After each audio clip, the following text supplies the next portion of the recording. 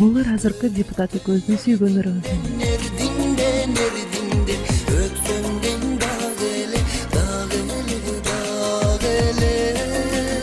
Анда биздин партия шайлоого аттанган. Танганда да башкача дымак менен кадам таштады. Жада калса элде да эң көп добуш алган, алдыга сурулуп чыгат деген ишеним күч болчу. Бир убакта Бактияр деген кесиптешим жаныма келди. Айка, кандай дейсиң? Бүгүнкү кечки тамакка чогуу барбайлыбы? Жок, бара албайм. Байкемин баласын бала бакчадан алышым керек. Бактиярды түрдүү идеяларды жараткан, фантазиясы күчтүү деп айтууга болбойт. Бирок берилген тапшырмаларды аңтара теңтери кылып, эч нерсеге карабай аткарган кашкөй эле. Кыскасы айтканда, партиянын иштеген жаштарынын бири. Ошентсе да ага эркек катары көңүл деле бурбаптырмын. Акыркы күндөрү менден көзүн албай, далымды тешип жиберчүдөй карап жатканына кыжырым келтирди. Бактияр байке, эмне эле мени кечке карап жатасыз? Башка кылчу ишиңиз жокпу? Бар. Жумуш бүткөн соң сени үйүңө узатам. Убара болбоңуз, менин жигитим жеткирет. А мен убара деле болбойм, сага кошуна жашайм. Мына ушундай сүйлөшүүдөн кийин жумуштан чыгып, чын эле мени ээрчип алды.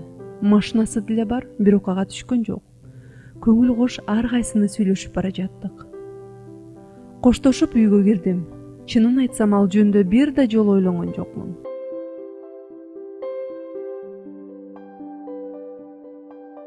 Кызыктын баары эртеси эртең менен башталды.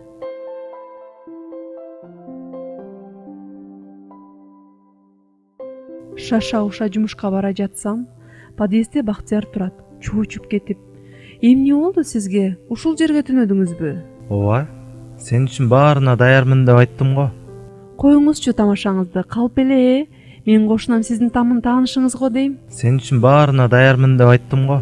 Ишенбесең баарынын эшигин такылдатып сурап чык. Бул үйдө сенден башка таанышым жок. Жүзүнө карасам, чын эле подъездде түнөгөндөй, чачы ыйпаланган, кийимдери бырыш. Ошол күнү Бактияр кечке чарчап, уйкусу келип жаман болуп жүрдү. Ушул кылык жоругу менин жүрөгүмдү туйлатып койду. Мен болсо аны улам карап, байкуш, чын эле сүйүп калган го деп, ар бир кыймылын көзүмдүн карегинден өткөрө баштадым. Кыздар жигиттердин мындай кылган жоругуна туруштук бере албайт экенбиз. Арбалдым да калдым. Көргөндө эмес, атын эстегенде да бир башкача сезим жан дүйнөмдү аралап кетет. Ортобузда жакын мамиле болбогону менен бара-бара мен аны дүйнөдөгү эң жакын адамдай көрүп калдым. Сүйүү деген ушундай ыйык сезим экен. Оюмду да, боюмду да билип алды. Мен эркектердин ырайымсыз ташбоор, ашынган алдамчы болоорун өз көзүм менен көрүп, жүрөгүм менен өткөрдүм. Сөзүмдү меникиндей тагдыры башына келгендер гана түшүнүшү мүмкүн.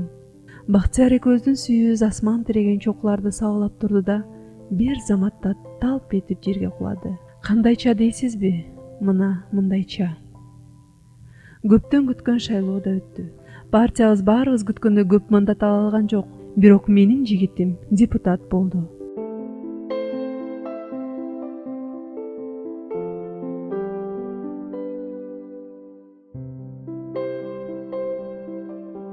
Сүйүнгөнүмдү айтпаңыз. Асманда эле учуп калдым.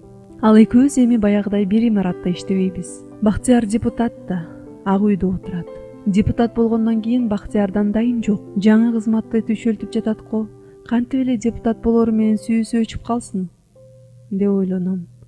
Кайра ошондой ой кантип келди, уялбайсыңбы деп өзүмдү жемелеп коем. Депутат болгонуна 3-4 ай гана болсо керек. Эртең менен жумушка барсам, элдин баары мени аягандай карай беришти. Аны деле эле салган жокмун. Бир убакта кесиптешим телефондон: Бактияр, кушпооң бек болсун. Той качан? Баарыбызды тойго чакырганды унутпа, деп калды.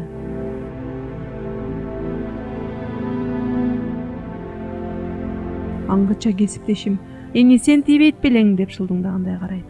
Көз алдыма түзүлгөн картина кадимки менин Бактиярыма байланыштуу болуп жаткандай сезилди.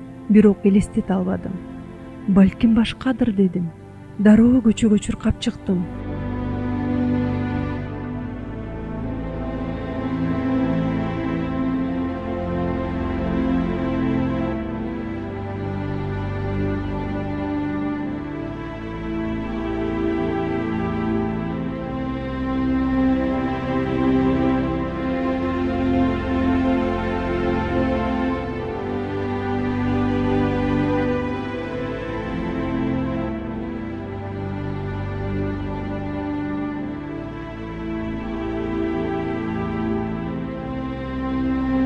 Эшиктин алдында биздин партияда иштеп жүргөн байке чылым чегип турган экен. Байке, Бактияр үйлөндүбү деп сурай салдым. Ооба, мен экөөңдү үйлөнгөн экен десем, чунак кыз сен бул жерде белең деп таң калып мени карады. Дароо терс бурулдум да чуркап жөнөдүм. Кай жака, эмне максатта чуркап бара жатканымды көзөмөл кылганга шайым келбеди.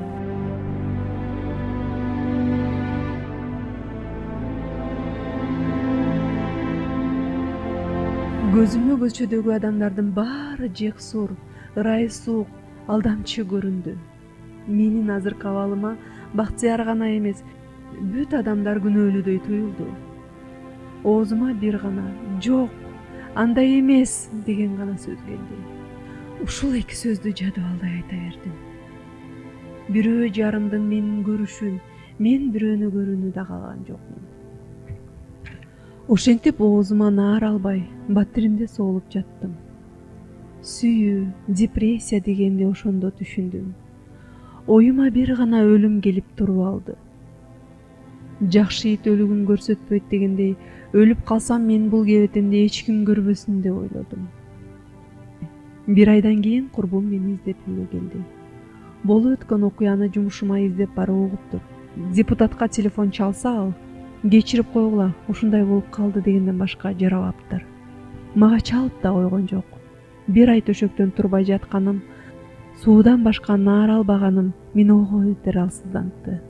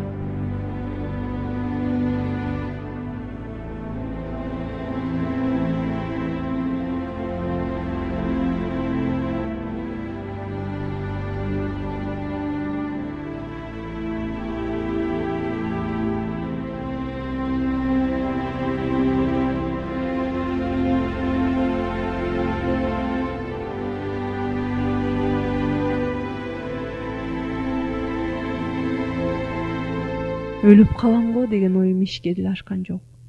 Көрсө, убакыт баарын дарылайт экен. Курбумдан башка эч ким менен сүйлөшкөн жокмун.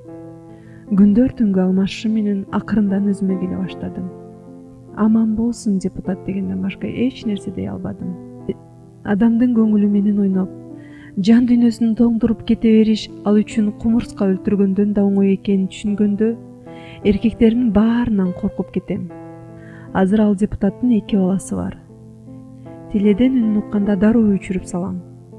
Турмушумда ушул депутаттай эч кимди жек көргөн эмесмин.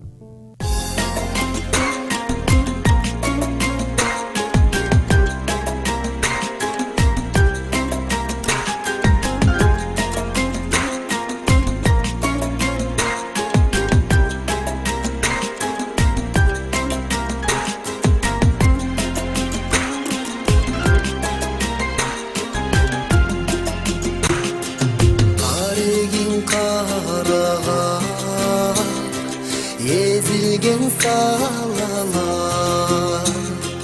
uzarttın ömürdü, жүрөктү жаралар.